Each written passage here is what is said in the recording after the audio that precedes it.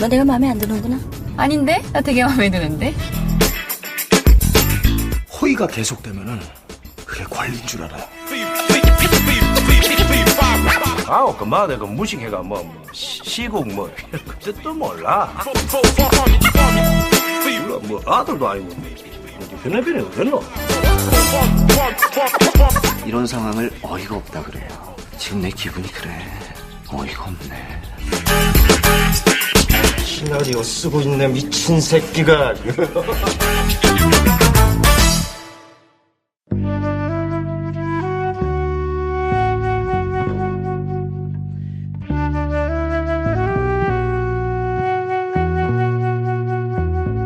평론가와 일반인 사이 매력적인 영화 미생들의 유쾌한 영화 잡담 시네마스타 시작하겠습니다. 어서 오세요. 안녕하세요. 안녕하세요. 네, 안녕하세요. 자, 오늘은 지백 민세정님의 언포게터블로 시작했는데요. 오늘은 황대리가 안 계시고요. 네. 멤버들이 새로운 분들이 많이 계십니다. 게스트도 계시고 한 분씩 소개를 제가 해드리겠습니다. 오늘 저희가 다루는 영화 재심의 주인공의 모델이신 우리 박준영 변호사님 모셨습니다. 어서 오십시오. 안녕하세요. 박준영 변호사입니다. 네. 네, 그리고 2주간 아파서 누워 계시다가 오늘 힘겹게 나오신 우리 배 감독님. 네, 안녕하세요. 배준영입니다. 네. 그리고 조현민 PD님께서 나오셨는데 소개를 본인이 직접 한번 해주시죠. 네, 안녕하세요. 영화 제작사에서 영화를 준비하고 제작했었던 영화 제작 프로듀서입니다. 네, 여러분들이 이해하시기 쉽게 설명드리면 이번 주 개봉인가요? 네. 네, 루시드 드림. 네. 그 루시드 드림을 개봉하는 지금 영화사에서 이제 그 루시드 드림을 이제 감독하신 김준성 감독님과 같이 다음 작품을 준비하고 있는 프로듀서고요. 네, 그래서 뭐 저한테도 제가 소속되어 있는 회사이기도 하고 같이 준비하고 있는 감독님이시기도 하기 때문에 네, 루시드 드림 개봉 많이 기대하고 있고 기원하고 기도하고 있습니다. 네. 알겠습니다. 자, 그러면 일단 재심 오늘 얘기를 나누기 앞서서 오늘도 후원자 소개를 해드려야죠. 이번 주에는 4분이 후원을 해주셨는데요. 허풍쟁이 애님, 송규희님, 가누님, 미야모토 테루 51님 후원해 주셨습니다. 감사합니다. 네, 감사합니다. 제 병원비로 뭐 들어온 건 없었습니다. 네.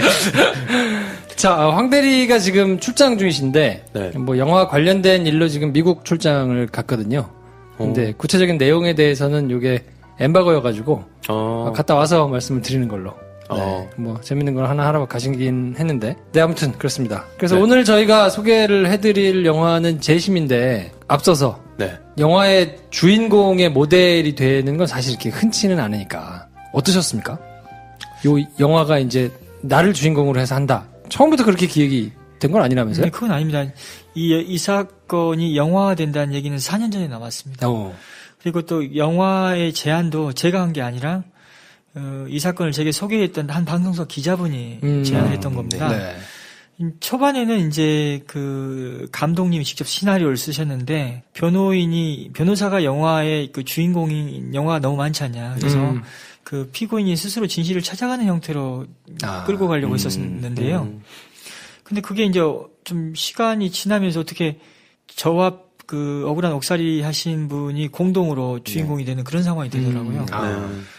그리고 이제 그 시나리오를 봤을 때 제 느낌은 좀 약간 얼떨떨했습니다.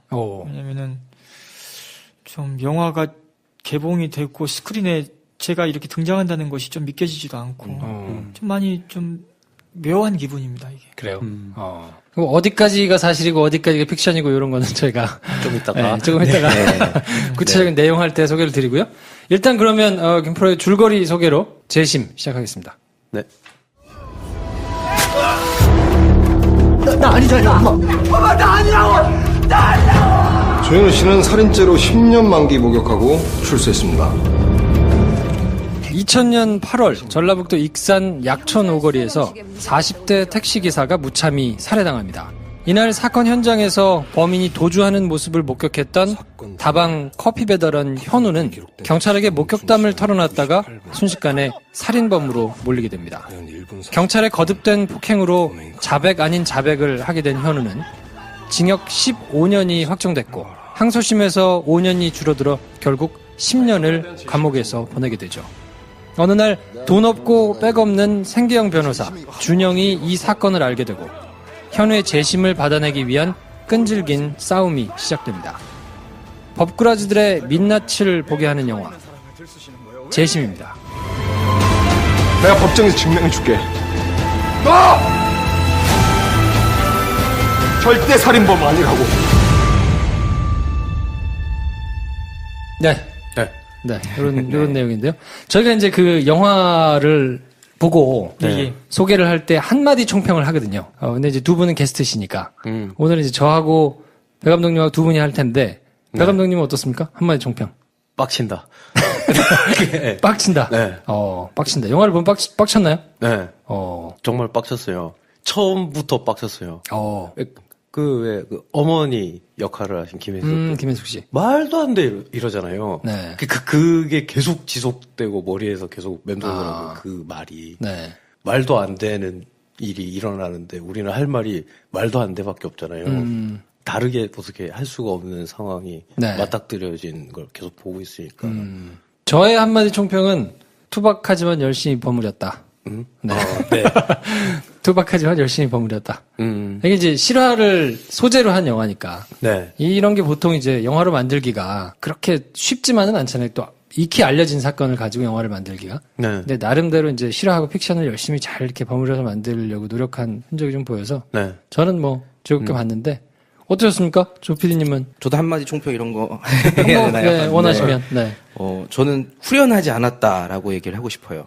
그래서 아까도 변호사님 만났을 때 여쭤봤는데, 그래서 어떻게 됐어요?가 저한테는 이제 물론 영화상에서 해결된 부분에 있어서 알게 돼서 어느 정도 해소가 된 부분이 있지만, 사실 그 후에 남아 있는 그 경찰관들이라던가 그거를 자행했던 많은 사람들의 그 후는 어떻게 복수가 일어났는가, 혹은 또 주인공들과 그들의 삶이 어떻게 회복이 되었는가. 그리고 이제 저한테는 마지막 장면에 사진과 함께 변호사님이 그런 재심 사건을 해결하고 계시고 하고 계신다라는 어떤 아직도 그런 것들이 많이 남아 있고 해결이 돼야 되는 부분이 있다라는 게 마지막 여운으로 남으면서 뭔가 후련하진 않았다는. 네. 어떻게 됐습니까?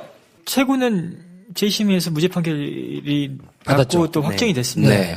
근데 이제 그 진범으로 지목됐던 사람에 대한 재판은 지금 진행 중에 있습니다. 아, 그래요? 아직 안 끝났습니까? 예, 그리고 이 사건에 관련되어 있는 이 경찰이나 검사나 판사나 뭐 국선 변호인 누구도 입장 표명을 하지 않고 있습니다. 법의 책임도 따로 지거나 그런 것들이 없었고요. 그래서 영화 속의 마지막에 그 정우의 대사는 의미가 있습니다. 누군가는 사과를 해야죠. 네. 그때 박범계 변호사인가요? 박범계 국회의원. 네, 지금 의원인데, 예. 네, 그분이 맡았었다가 뭐 사과를 한다고 얘기를 했다는 기사를 얼핏 본 것 같은데. 익산 사건과 삼례 사건이 좀 구조가 많이 비슷합니다. 그래서 두 사건 다 이제 전북에서 발생했고 다른 사건이군요. 또, 예, 진범으로 또 지목됐던 사람이 잡혀서 자백까지 했는데도 불구하고 풀어준 사건이죠. 이 사건에 해당되는 건 아니군요. 삼례 사건의 1심 그 주심아님 배석 판사였습니다. 근데 최근에 그 사과를 했죠.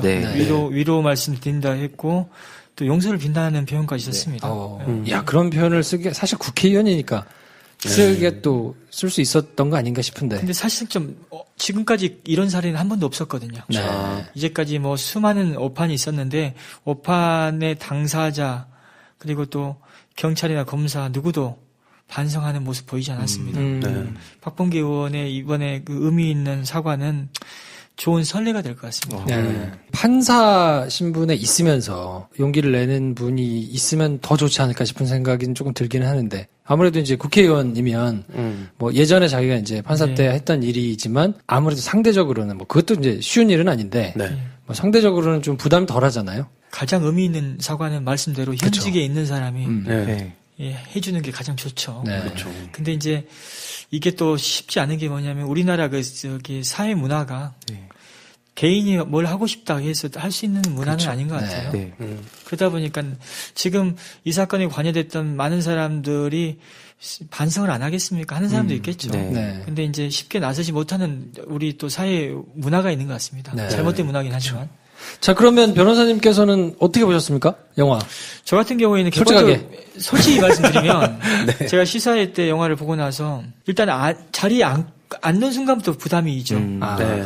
제 옆자리에 또 대한 변호사 협회 협회장님도 계셨고 굉장히 큰 어른들이죠. 근데 너무 혼자 이렇게 잘 나가는 게 아닌가 그런 부담도 있었고. 솔직하시군요. 그 다음에 영화가 시작되고 나서부터는 이제 또 제가 영화가 만들어지기 전에 시나리오를 제가 이런 법적인 관점에서 검토를 좀 했었거든요. 그래서 내용을 알고 보다 보니까 연기가 어떻게 되는지, 연기를 잘 하는지.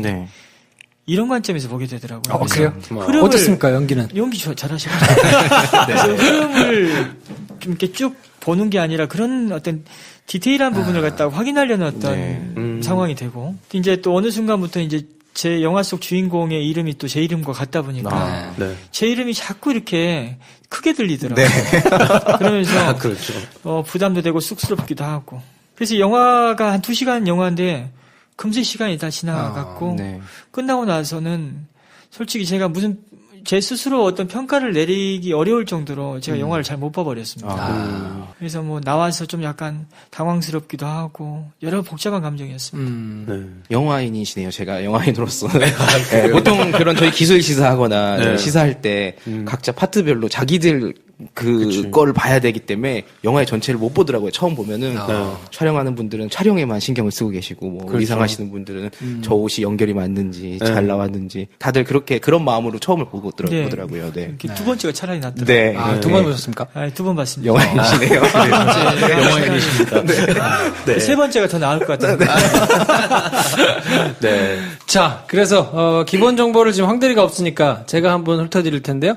2017년 2월 15일 날 개봉했습니다. 119분이고요. 생각보다 길어요. 2시간인데 물리적으로는 긴데 뭐 내용이 그렇게 많이 길게 느껴지지는 않았던 것 같고 15세 관람가입니다. 오퍼스 픽처스하고 CGV 아트하우스에서 공동으로 배급을 하는데 오퍼스 픽처스는 여러분들이 잘 아실 영화는 이제 아저씨, 쌍화점, 감시자들, 뭐 황제를 위하여. 최근에는 이제 검은 사제들하고 스플릿이라는 영화가 개봉을 했었는데 나중에 말씀드리겠습니다만 스플릿은 생각보다 만들어진 작품에 비해서는 잘 안 나왔어요. 그 김프로님이 작년에 연말 결산할 때 굳이 5편 중에 한 편으로 이 영화를 보셨던 그건 뭐 이제 이 영화하고 재심하고 굉장히 좀 비교가 좀 될 것 같아요. 왜냐하면 작품성만 놓고 보면 나쁘지 않거든요. 많은 사람들이 볼만한 영화인데 배급사 팀장님을 만나가지고 얘기를 들었더니 개봉하는 날이 이번 촛불 집회 시작한 날이었대요. 그런 뭐 참. 그래서 그 이후로 사람들이 극장도 잘 안 가고 뭐 분위기도 안 붙고 이래가지고 75만 정도 보고 말았는데 뭐 하여튼 되게 안타까운 사연이 있더라고요. 재심은 이 시국을 타서 좀 많은 분들이 보셨으면 좋겠네요. 그러니까요.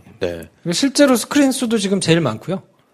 727개 스크린으로 시작해가지고 900개까지 지금 올라갔거든요. 935개까지 올라가서 첫 주말 저희가 이제 일요일 날 저녁에 녹음을 하고 있는데 어제까지 그러니까 토요일까지 지금 73만 명이고 일요일 성적까지 합치면 첫 주말 성적이 100만을 넘지 않을까 뭐 이런 생각이 좀 들고요.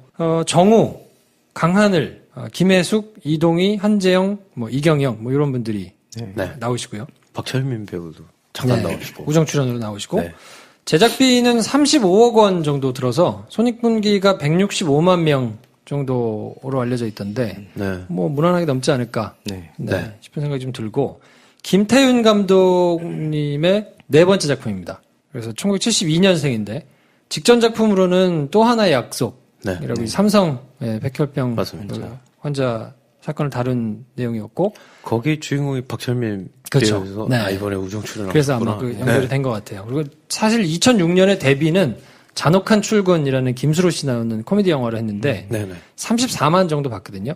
뭐 그렇게 썩 재미를 보지는 못했고 그 다음 영화가 이제 마이 페어 레이디스라는 이것도 이제 실화를 바탕으로 한 영화. 그래서 아무래도 방향을 이게 실화를 바탕으로 해가지고 좀 극화하는 이런 쪽으로 지금 잡으신 게 아닌가. 뭐 대략적인 기본 정보는 이렇습니다. 이 사건을 놓고 이제 얘기를 한번 해보자면 어떻게 처음에 사건을 맡게 되셨나요? 영화에서는 뭐 무료 상담을 하러 갔다가 이렇게 어머님 때문에 알게 된 뭐 이런 걸로 나왔는데. 그건 아니고요. 제가 첫 재심 사건은 수원 노숙소녀 사건이었는데 그 사건이 2010년 7월에 대법원에서 무죄 판결을 확정받았습니다. 근데 그 기사가 그 판결 기사가 한겨레 신문에 났었거든요. 근데 한겨레 신문을 모 방송사 한 기자가 봤습니다. 보고 이 익산 사건을 방송을 하고 싶은데 당사자가 지금 망설이고 있다. 한번 우리 같이 해볼 의향이 있냐. 그래서 이 사건을 알게 됐습니다. 모 방송사는 SBS예요. 네, SBS. 이대욱 기자라고. 네, 맞습니다. 이런 얘기 다 해도 되나요? 상관없습니다. 크레딧에 괜히 많이 조심스러워요. 영화에도 나오더라고요. 크레딧에 올라가기도 하고. 네. 그래서 저는 그 궁금했던 게 그것이 알고 싶다 거기 방송 아니고 그것이 알고 싶다 전에 네. 그것이 알고 싶다에서도 방송을 했었는데 네. 그 전에 이제 그 기자들이 만드는 뉴스 추적이라는 프로그램이 있어요. 거기에 이제 기자들이 뭐 1, 2년씩 이렇게 거기를 제작 프로그램에 이제 가는 경우가 있거든요.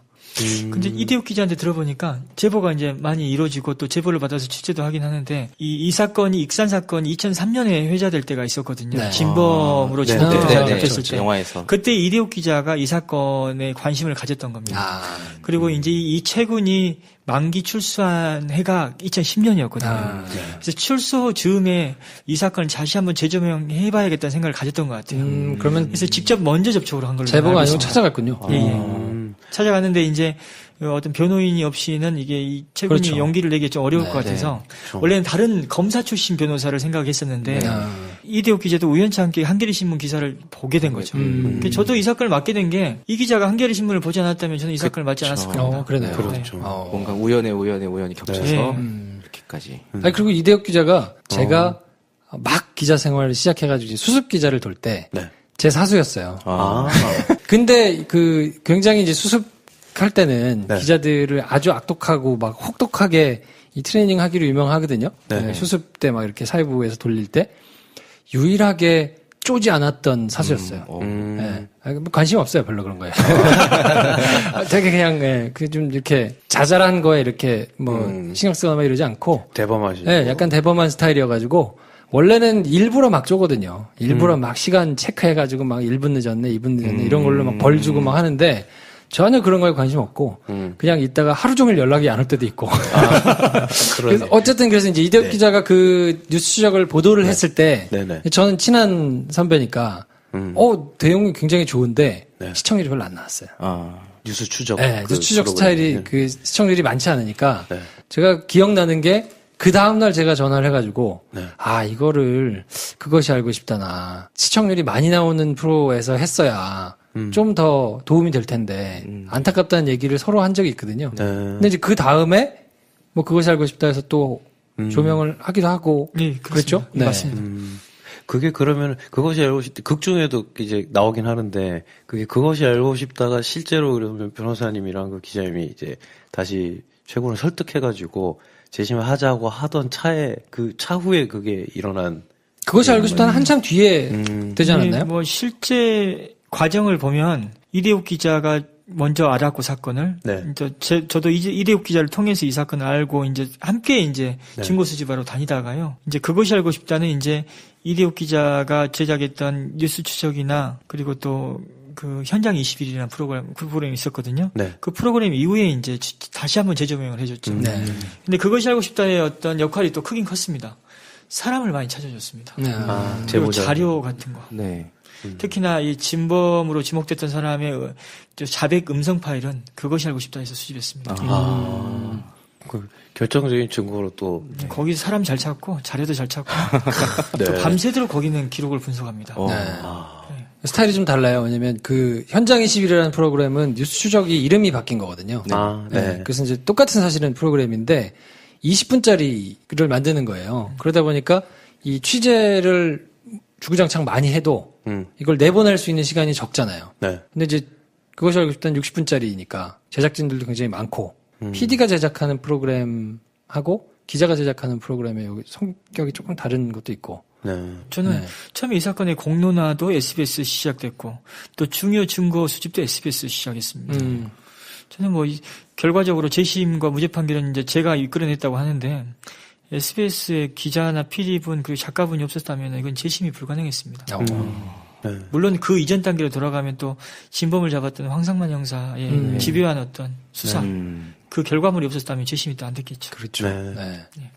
영화 속에서 그 사건이 일어나고 3년 뒤에 군산이 한번 막 시끄러워진 지역이 있다, 뭐 이런 식으로 그냥 묘사됐던 그 부분이 이제 네. 방금 말씀하신 예. 형사님이. 근데 거기서 영화상에서는 군산서 형사들이 뭔가 집요하게 추적해서 뭘 이렇게 알아낸 것보다는 어떻게 찾아와서 얘기를 해서 그걸 그냥 뒤쫓는 정도로밖에 묘사가 안 되는 것 같긴 해서. 예, 그런 부분이 네. 제가 황 반장님과 같이 시사회에 같이 갔던 적이 있었습니다. 아, 네.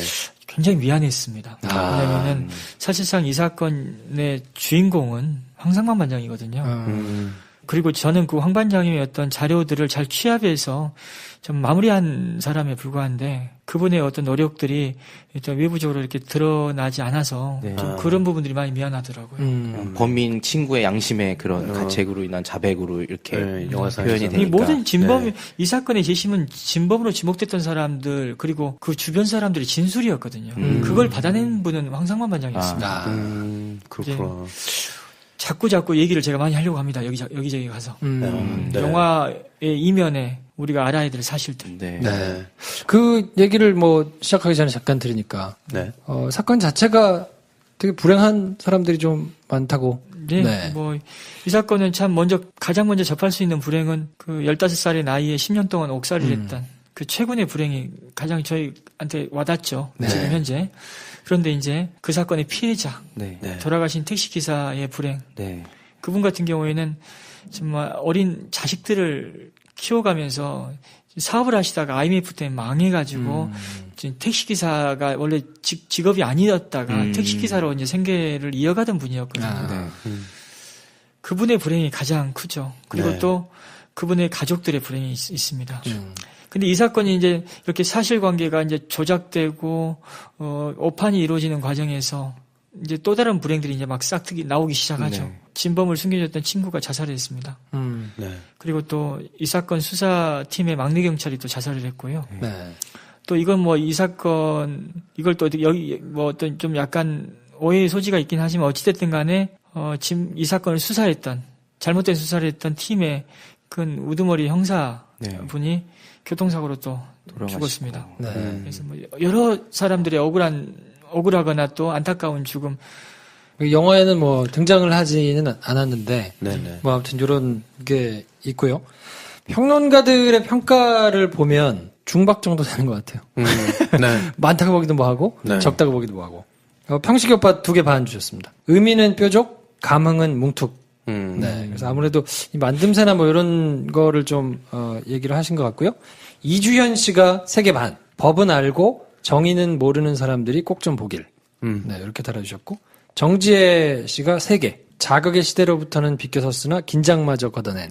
뭐 이래서 평론가들이 보기에는 그냥 한 중박 정도? 네. 인 것 같은데, 흥행 성적은 나쁘지 않아요. 제작비 대비 따져봤을 때는 네. 그 굉장히 좋은 성적을 거두고 성공을 하지 않을까? 네. 그런 생각이. 이게 지금 본격적으로 이제 비수기철에 들어가는 네. 시즌인데, 영화들이 막 이제 우후죽순 쏟아져 나오는 중에 어떻게 용케 잘 네. 스크린을 제일 많이 지금 가져가는. 조금만 전에 나오거나 그랬으면 아무래도 대작들 사이에서 그냥 뭐 CGV 아트하우스 정도? 뭐 한 300-400개? 뭐 이렇게 걸려가지고 그냥 쭉 가다가 이제 사라질 수도 있었을 네. 법한데 지금 뭐 700개, 900개 막 이렇게 가져가니까. 네. 사실 저도 오늘 오후에 보고 바로 온 거거든요. 네. 극장에 일단은 관객분들이 엄청 많이 몰려 있더라고요. 뭐 재심은 표가 있겠지 뭐 하고 갔는데 좀 놀랐어요. 앞에서 2번째 줄에서 봤거든요. 그러니까 거의 꽉 차고 제 앞줄만 비어 있고 네. 저는 거의 대부분 다른 영화 보러 가시지 않을까 했었는데 생각보다 꽉꽉 차서 보시더라고요. 그래서 앞서서 말씀드린 그 오퍼스 픽처스에서 같이 배급을 했었던 스플릿 네. 타고 보면 비슷한 것 같거든요. 제가 보기에는. 근데 스플릿보다는 지금 훨씬 뭐 분위기 타가지고 네. 계속 뭐 쭉쭉 가지 않을까. 이번 주에 이제 개봉되는 영화들이 좀 많아서 네. 좋은 영화들 기대되는 작품들이 좀 많아가지고 네.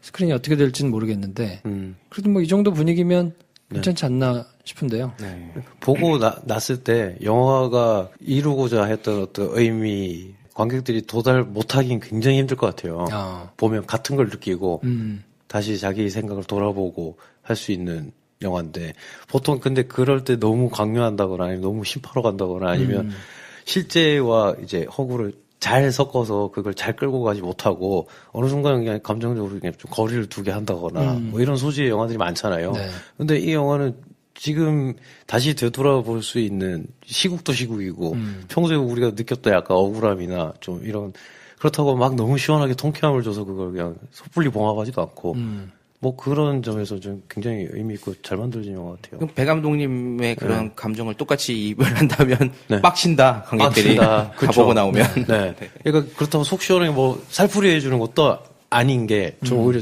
좋은 게. 뭐 이건 이제 내용상 뭐 큰 뭐 스포일러는 아니니까 재판에서 후련하게 막 이기는 과정을 잘 보여주는 영화는 아니잖아요. 네, 그렇죠. 재판의 과정은 사실은 약간 제쳐두고 이걸 이제 어떻게 해서 얘가 그 마음을 먹고 그 변호사가 그걸 어떻게 이제 해서 이 마음을 먹어서 정말 우리가 재심을 할 수 있을지에 대해서 각오를 하고 그리고 거기 다가섰을 때 정말 그게 일어났다는 결과를 보여주는 그 과정이 중요한 영화니까. 그런 면에서는 좀 굉장히 지점을 잘 찾은 것 같아요. 금전적으로는 관련이 있으신가요? 저 영화 흥행과 금전적으로 제가 어떤 관련 없습니다. 법적인 원리가 없으면 관련이 없는 거 아니겠습니까? 네, 물론 권리가. 이제 영화가 잘 되면 뭐 또 좀 약간 이런 재심 활동을 하는 데 있어서 좀 더 도와주지 않을까라는 어떤 기대는 사람인지라 가질 수밖에 없죠. 법적인 권리는 전혀 없습니다. 그렇기 때문에 제가 어디 가도 영화를 많이 봐달라는 말씀을 이렇게 과감하게 드릴 수 있는 이유도 제가 만약에 뭐 어떤 조금이라도 어떤 제가 권리를 주장할 수 있는 게 있다면 좀 그게 쉽게 안 되죠, 사람은. 네, 아니, 그럼 어때요? 많이 봐달라고 하면 되지. 나쁜 영화도 아닌데. 근데 그건 안 될 것 같아요. 영화 제작하시는 분들이 그런 얘기 하는 것은 문제가 안 되겠지만 실존인물로 나와서 그것만으로도 영광인데 거기서 또 뭔가 어떤 경제적인 어떤 이익을 갖다가 염두에 두고 뭐 한다는 것은 그거 자체가 진짜 욕심이라는 생각이 듭니다. 이러니까 파산하신 거예요. 그렇군요. 그 영화처럼 대형 로펌에서 손을 잡으러 오신다면 이제 영화를 보고. 처음에 이제 시나리오가 완성되고 나서 투자를 받고 나서 이제 영화 투자가 결정되고 나서 이제 실존 인물인 채궁하고 저에게 이제 얼마간의 돈은 주셨습니다. 그걸 이제 주시면서 하시는 얘기는 이게 어떤 저작권의 개념은 아니고 실물을 영화한 것에 대한 어떤 일정한 대가다라고 하시더라고요. 그건 있었습니다. 변호사님께 엄청 법적으로 얘기를 하시는 것 같은 느낌이. 저는 솔직히 근데 변호사들이 사람들이 다들 뭐 변호사들은 뭐 이런 법을 다 한다는 생각을 갖고 계시는데 관련 업무에 종사하시는 분이 관련법을 더 잘하십니다. 저는 아무래도 저희는 이런 엔터테인먼트 관련 법은 전혀 모릅니다. 이쪽 전문 변호사님들이 잘하시는 거고 그분들은 또 재심과 관련된 법은 잘 모르시고요. 그렇죠. 저는 재심 전문 변호사입니다. 그렇죠. 맞아. 자, 그래서 흥행은 어느 정도 할까요? 지금 뭐 첫 주말 아직 성적 안 나왔는데 한 100만은 넘을 것 같거든요. 어떻게 보십니까? 그냥 저는 예측보다는 바람을 말해보자면 한 공조만큼 봤으면 좋겠다. 진짜요? 공조 지금 그래요? 변호인이 몇만 명이 봤는지 우리 다 기억하잖아요. 그러네요. 뭐 그냥 많이 봤으면 좋겠어요. 이 영화를. 조피디님은? 저는 지금 계속 시작부터 갑자기 내가 이곳에 나온 게 맞는가에 대한 고민이 생겨나기 시작했어요. 왜냐면 이제 이게 재심이 지금 재심이 잘 되면 이 사람은 지금 영화고 그렇지. 네, 저희 회사에서 이제 이번 주에 개봉하는 영화가 이제 같이 맞붙어야 되는데 결국은 정해진 스크린을 저희가 나눠야 되는데 이게 뭐 저희 영화 잘 되기 위해서 다 달라고 할 수도 없고 그렇다고 또 재심이 너무 잘 돼서 저희 영화의 스크린이 없으면 뭐 저도 살아야 하는데 물론 저도 권리가 없습니다. 지금 영화는 권리는 없지만 그래서 참 이게 맞는 것인지 내가 홍보를 지금 어떤 영화를 하고 있는 건지 소신을 가지고 하면 되지. 그냥 저도 그냥 많이 봤으면 좋겠어요. 다 재심도 그렇고 저희 영화도 루시드 드립 개봉해서 골고루 나눠서 잘 보고 재심은 저희보다 먼저 개봉했으니까 좀 지나면 이제 먼저 내려가고 저희는 또 이어져서 그렇죠. 그렇게 이어가는 좋은 게 좋은 거죠. 저는 좋겠다. 너무 현실적입니까? 저는 한 250만? 250만 정도면 잘 나오는 거 아닌가? 조피디님이 자꾸 화색이 도는데 갑자기 그 얘기. 250만에서 많이 가면 300만? 뭐 250만, 300만 정도 되지 않을까 싶은데요. 아무튼 근데 좋은 영화들이 많이 나와요, 지금.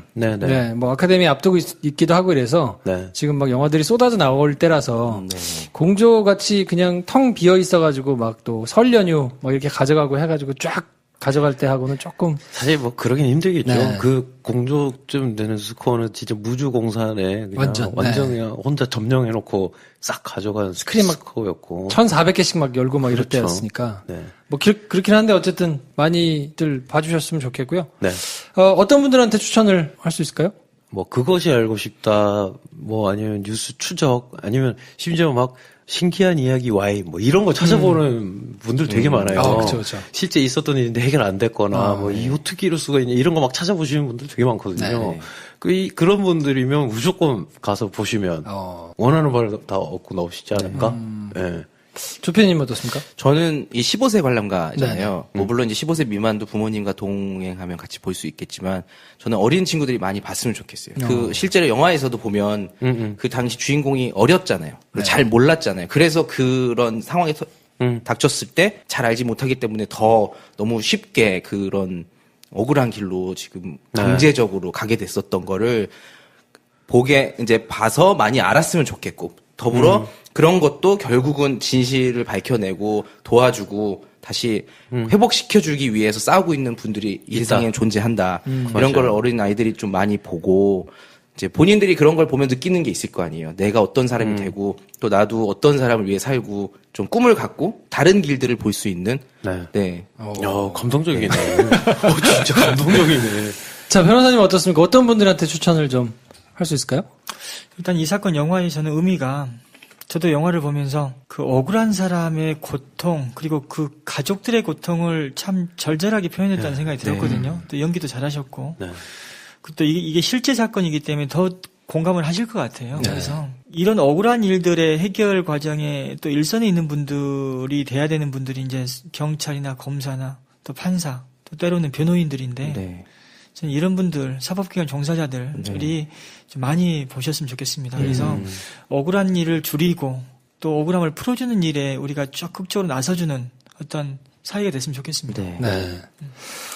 저는 뭐 데이트 영화로 혹시 고민하고 계신 분들이 계시다면 나쁘지 않다. 네, 나쁘지 않습니다. 생각보다. 왜냐면 재심이라는 그냥 포스터 이미지 내지는 단어, 사건 자체가 가지고 있는 선입견 이런 것 때문에 굉장히 좀 무겁고 좀 그렇지 않을까. 별로 그렇지 않거든요.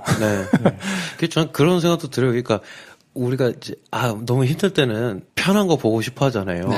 그러다 보니까 우리가 그러니까 눈을 안 피하고 직시해야 되는 어떤 부분들이 있는데 살면서 거기에 대한 되게 면역력이 약해진 것 같은 느낌도 들더라고요. 저는 이 영화 보면서 저도 마음이 편하지가 않다 하면서 봤는데 사실 이 정도는 우리가 좀 눈을 안 돌리고 보고 견뎌야 되는 수준의 생각들을 하게 하는 정말 보편적인 이야기잖아요. 생각보다 이제 유머 코드들이 곳곳에 좀 있어가지고 빵빵 터지는 부분들이 조금 있으니까 그것도 중요하게 생각하시는 분들이 있거든요. 데이트 하거나 뭐 이럴 때는 너무 시종일관 작품성만 있고 무겁고 하면 힘들잖아요. 그렇지는 않습니다. 그냥 보기에 주연 배우 두 분이 잘생겼어요. 그렇죠. 근데 저는 데이트 영화라고 해서 뭐 당연히 잘생기셨죠 배우분들. 그러나 데이트 영화를 볼만하다라는 생각이 저도 들은 게 다른 영화들은 가끔 보면 남자친구분들이 오징어가 될 수가 있어요. 이 영화에서 너무 잘생긴 배우들이 나올 때. 근데 이 영화는 사실 그런 비주얼적인 배우들의 그런 모습보다는 정말 현실적인 모습과 또 어떻게 보면은 정우 선배도 되게 잘생기시고 그러신 분이지만 거기에서 나오는 캐릭터로서는 어떤 면에 있어서는 좀 초반에는 엄청 뻔뻔하고 좀 정상적이지 않은 삶처럼 막 나오잖아요. 그런 것들이 좀 옆에 있는 남자친구들에게 이제 용기가 되지 않을까. 부담이 덜하죠. 제일 잘생기신 배우들에 비해서. 쟤보다 네가 낫다 뭐 이렇게 말할 수 있는 소지가 조금 있을 수 있는. 아무튼 괜찮은 영화니까 좀 많이들 가서 보시면 좋을 것 같고요. 의미도 있고 뭐 재미도 있고 괜찮지 않나 싶습니다. 그래서 자세한 뭐 영화의 내용에 대해서는 저희가 2부에 정리를 해드리고요. 지백 민세정님이 해주신 언포게터블 들으면서 저희는 이번 시간 정리하고 다음 시간에 좀 더 자세한 얘기 그리고 뭐 사건의 숨은 뒷얘기 그런 얘기 가지고 찾아뵙겠습니다. 평론가와 일반인 사이 매력적인 영화 미생들의 유쾌한 영화 잡담 시네마스타 다음 시간에 뵙겠습니다. 안녕히 계십시오. 안녕히 계십시오. 좋아요, 구독, 공유, 알림 설정 필요합니다. 안녕. 안녕.